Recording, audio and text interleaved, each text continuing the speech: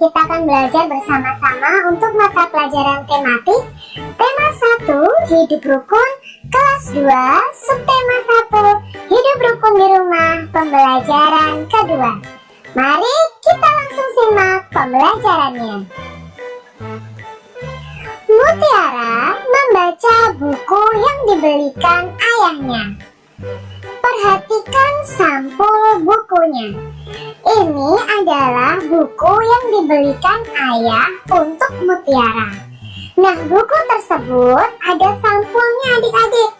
Dalam buku tersebut ada gambar burung Garuda. Nah, tentunya kalian sudah pernah melihatnya. Garuda Pancasila adalah lambang negara Indonesia. Burung Garuda besar, gagah, dan perkasa. Lihatlah perisainya. Nah, adik-adik bisa lihat perisainya di sini. Di dadanya itu ada perisai. Perisai itu memuat simbol dari sila-sila pada Pancasila. Pancasila adalah dasar negara kita.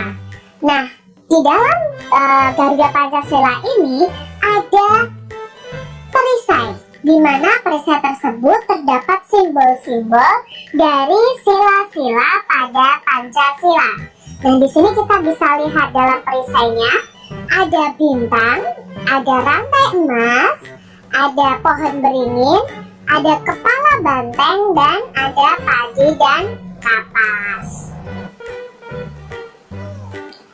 Pancasila berasal dari dua kata, yaitu panca dan sila. Nah, panca sendiri artinya adalah 5. Sedangkan sila itu artinya dasar atau aturan.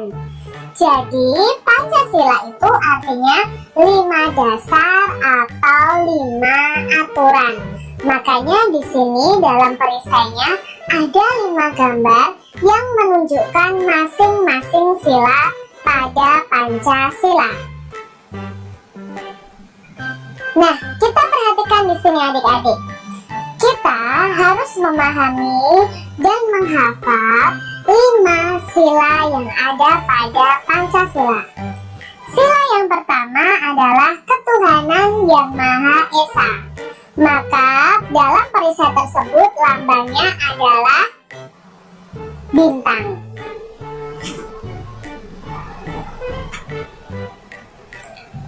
Sila yang kedua berbunyi kemanusiaan yang adil dan beradab.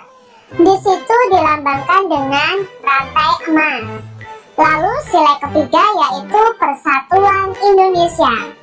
Dilambangkan juga dengan gambar pohon beringin. Sila keempat berbunyi kerakyatan yang dipimpin oleh hikmat kebijaksanaan dalam permusyawaratan perwakilan. Dilambangkan oleh kepala banteng. Sila terakhir atau sila kelima adalah keadilan sosial bagi seluruh rakyat Indonesia. Itu dilambangkan dengan simbolnya padi dan kapas. Nah, adik-adik harus menghafalkan 5 sila Pancasila. Sekarang kita ingat lagi ya. Sila pertama tadi simbolnya adalah bintang, karena berhubungan dengan ketuhanan yang Maha Esa. Sila kedua itu simbolnya rantai. Sila ketiga simbolnya pohon beringin.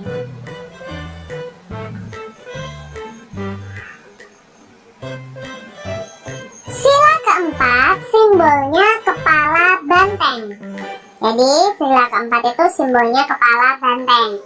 Dan sila kelima simbolnya adalah padi dan kapas. Jadi kalian harus tahu masing-masing simbol dari sila-sila Pancasila.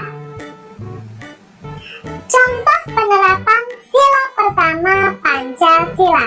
Jadi sila pertama Pancasila itu berhubungan dengan kegiatan keagamaan kita yang berhubungan juga tentang kegiatan kita beribadah kepada Tuhan. Jadi sila pertama pastinya tentang beribadah. Nah, dalam gambar ini kita tahu ini menerapkan sila pertama Pancasila. Contohnya gambar orang yang sedang melakukan sholat, keluarga yang sedang berdoa sebelum makan, keluarga yang pergi ke gereja, lalu ada juga keluarga yang sedang beribadah di pura, beribadah di wihara, beribadah di kelenteng. Jadi ini menerapkan sila pertama Pancasila. Di Indonesia ada 6 agama, yaitu Islam, Kristen, Katolik, Hindu, Buddha, dan Konghucu. Contoh sila pertama yang kita lakukan di rumah. Jadi ini adalah penerapan sila pertama yang bisa kita lakukan di rumah, yaitu beribadah bersama keluarga, berdoa bersama keluarga, berdoa sebelum makan, sebelum tidur, sebelum belajar. Lalu untuk yang umat agama Islam bisa membaca Al-Quran, untuk yang Kristen dan Katolik bisa membaca Alkitab, Hindu, Buddha, Konghucu bisa membaca kitab sesuai dengan agamanya. Nah, di sini adik-adik itu menerapkan sila pertama Pancasila jika kalian rajin beribadah. Saat berdoa dan beribadah, kita harus bersungguh-sungguh karena kita berdoa kepada Tuhan. Pastinya harus dengan sikap yang baik dan sungguh-sungguh waktu berdoa. Apakah kamu masih ingat dengan kata ungkapan? Ungkapan adalah kata yang memiliki arti lainnya. Masih ingatkah kalian arti ungkapan buah tangan dan buah hati? Nah, ungkapan buah tangan dan buah hati ini sudah kita pelajari di pembelajaran 1. Tunjukkan mana yang termasuk ungkapan pada percakapan berikut ini. Ada percakapan antara Udin dan Mutiara. Nah, kita akan baca percakapan ini, lalu kita akan temukan mana saja yang ada ungkapan di situ. Buku kakak banyak sekali, kata Udin. Kakak memang senang membaca buku, jawab Mutiara. Wah, kakak memang pantas dijuluki kutu buku. Ayo, kamu juga harus rajin membaca. Ini ada buku cerita bagus, judulnya Bintang Lapangan, kata Mutiara. Ceritanya tentang apa, Kak? Tanya Udin. Cerita tentang pemain sepak bola yang rendah hati meskipun sudah terkenal. Berarti dia tidak besar kepala ya, Kak? Terima kasih ya, Kak. Saya boleh meminjam buku kakak, kata Udin. Sama-sama, Dik, jawab Mutiara. Nah, ini percakapan Udin dan Mutiara. Di dalamnya ada ungkapan. Ayo, coba adik-adik cari mana saja ungkapan yang ada di bacaan ini. Ya, pertama yang kita temukan adalah ungkapan kutu buku. Nah, nanti kita akan cari tahu nih apa artinya kutu buku. Lalu, apakah ada lagi? Ya, bintang lapangan. Hah? Masa di lapangan ada bintang, Kak? Nah, itu ungkapan adik-adik karena memiliki arti yang lain. Apakah ada lagi? Ya, ada ungkapan rendah hati. Lalu, yang terakhir ada ungkapan besar kepala. Nah, kita pelajari satu persatu. Kutu buku artinya adalah orang yang suka membaca buku. Bintang lapangan artinya orang yang ahli dalam olahraga. Nah, ini adik-adik harus tahu, kutu buku itu bukan artinya buku yang ada kutunya. Tidak, tetapi orang yang suka membaca buku. Sedangkan arti dari bintang lapangan adalah orang yang ahli dalam olahraga tertentu. Sekarang rendah hati. Rendah hati itu artinya adalah tidak sombong. Ya, jadi harus tahu nih, rendah hati artinya itu tidak sombong. Kalau besar kepala itu artinya sombong. Bukan kepalanya besar adik-adik, tapi di sini ada sifat sombong di dalamnya. Nah, sekarang kita pelajari satu persatu tentang ungkapan tadi. Contoh kalimat dengan ungkapan kutu buku. Nah, di sini Kak Cinta akan beri contohnya. Dio itu anak yang kutu buku. Nah, dari kalimat ini kita bisa mengetahui artinya bahwa Dio itu anak yang suka membaca buku. Karena kutu buku artinya adalah suka membaca buku. Contoh yang kedua, Ria dipanggil si anak yang kutu buku. Artinya Ria dipanggil si anak yang suka membaca buku. Nah, sekarang kita lanjutkan. Contoh berikutnya adalah ungkapan bintang lapangan. Ronaldo menjadi bintang lapangan sepak bola. Artinya, Ronaldo menjadi pemain yang ahli dalam bidang olahraga sepak bola. Karena bintang lapangan artinya adalah pemain yang ahli dalam bidang olahraga. Contoh selanjutnya, Susi Susanti menjadi bintang lapangan bulu tangkis. Artinya, Susi Susanti menjadi pemain yang ahli dalam bidang olahraga bulu tangkis. Kita lanjutkan ke contoh kalimat dengan ungkapan rendah hati. Walaupun Vio juara kelas, ia tetap rendah hati.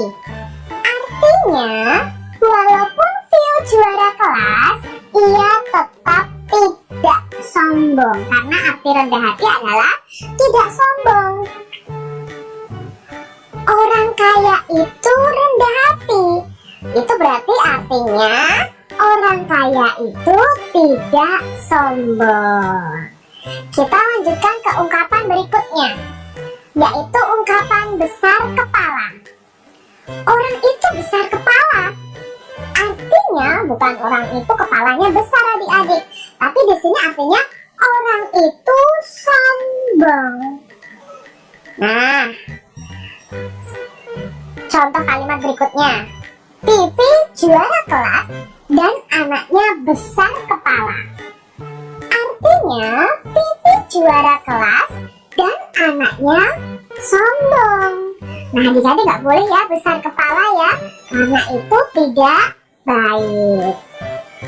Nah, dalam percakapan tadi antara Udin dan Mutiara, kita sudah menemukan berbagai macam ungkapan dan artinya.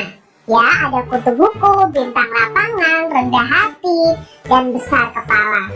Dari percakapan ini ada pertanyaan yang harus adik-adik jawab. Yang pertama, apa arti ungkapan tersebut? Nah, tadi Kak Cira sudah jelaskan ya, arti masing-masing ungkapan. Coba kalian ulangi. Apa itu kutu buku? Ya, kutu buku adalah sebutan untuk orang yang suka atau gemar membaca. Lalu apa itu bintang lapangan?